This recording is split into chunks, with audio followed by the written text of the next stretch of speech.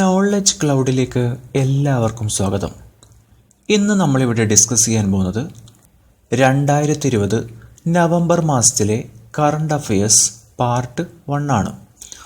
ഒന്നാമത്തെ ചോദ്യം: എയർ ഇന്ത്യയുടെ പ്രാദേശിക വിഭാഗമായ അലയൻസ് എയറിൻ്റെ CEO ആയി നിയമിതയായ വനിത.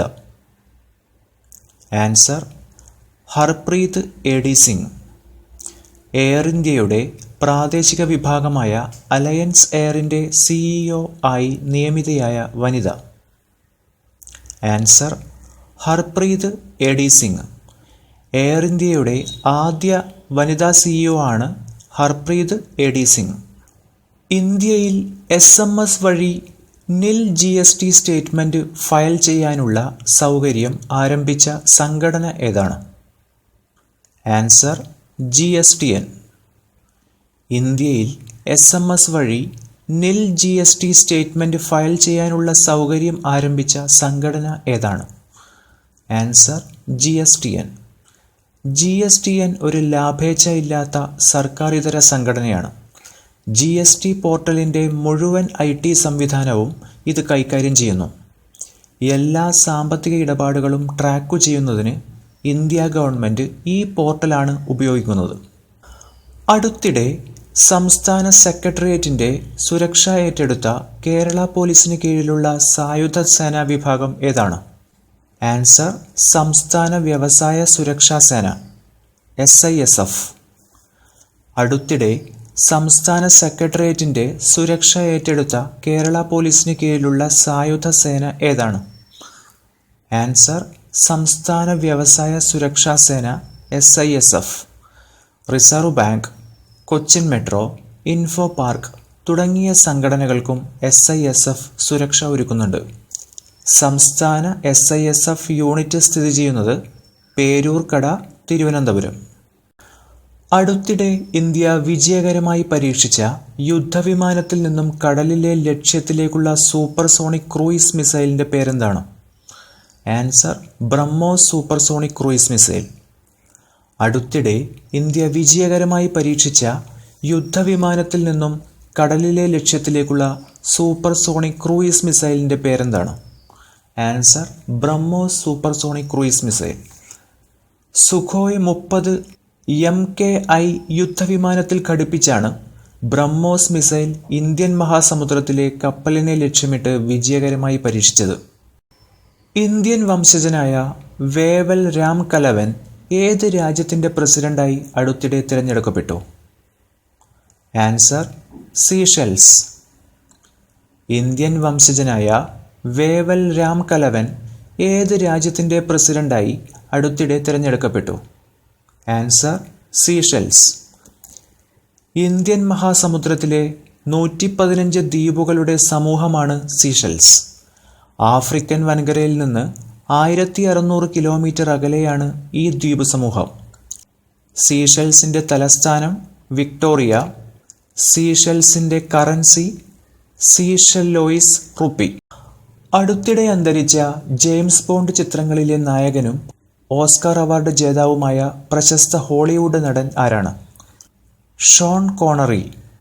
അടുത്തിടെ അന്തരിച്ച ജെയിംസ് ബോണ്ട് ചിത്രങ്ങളിലെ നായകനും ഓസ്കാർ അവാർഡ് ജേതാവുമായ പ്രശസ്ത ഹോളിവുഡ് നടൻ ആരാണ്? Answer: Sean Connery. ISROയും നാസയും ചേർന്ന് 2021 വിക്ഷേപിക്കുന്ന ലോകത്തിലെ ആദ്യ റഡാർ ഇമേജിംഗ് സാറ്റലൈറ്റ് ഏതാണ്? Answer: NISAR. ISROയും നാസയും ചേർന്ന് 2021 വിക്ഷേപിക്കുന്ന ലോകത്തിലെ ആദ്യ റഡാർ ഇമേജിംഗ് സാറ്റലൈറ്റ് ഏതാണ്? Answer: NISAR. ഇരട്ട ആവൃത്തി അല്ലെങ്കിൽ ഫ്രീക്വൻസിയിൽ ഏറ്റവും നവീനമായ റഡാർ സാങ്കേതിക വിദ്യയിലാണ് സാറ്റലൈറ്റ് പ്രവർത്തിക്കുന്നത്.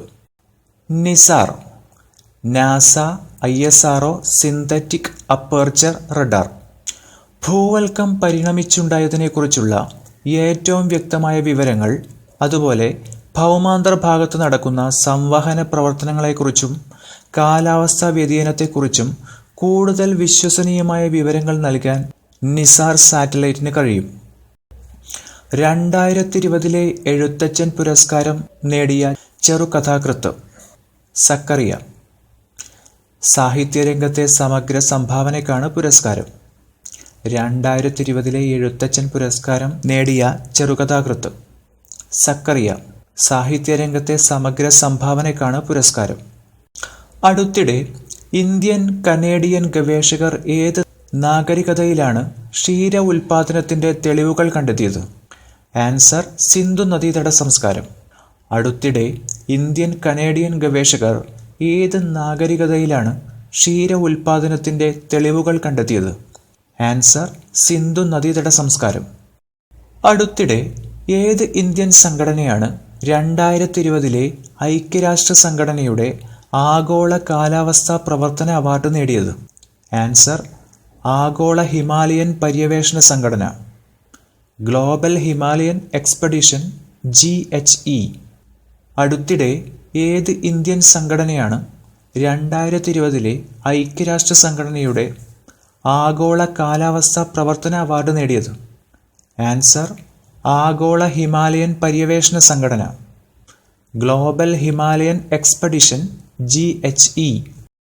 ആഗോള ഹിമാലയൻ പര്യവേഷണ സംഘടന കോവിഡ്-19 മഹാമാരിക്കിടെ കാലാവസ്ഥാ വ്യതിയാനത്തെ ചെറുക്കുന്നതിനുള്ള ശ്രമങ്ങൾക്ക് ഹിമാലയൻ ഗ്രാമങ്ങളെ സൗരോർജത്തിലേക്ക് പ്രവേശിക്കാൻ നടത്തിയ ആത്മാർത്ഥ പ്രവർത്തനങ്ങളെ മാനിച്ചുകൊണ്ടാണ് ആഗോള ഹിമാലയൻ പര്യവേഷണ സംഘടനയ്ക്ക് UN അവാർഡ് ലഭിച്ചത്.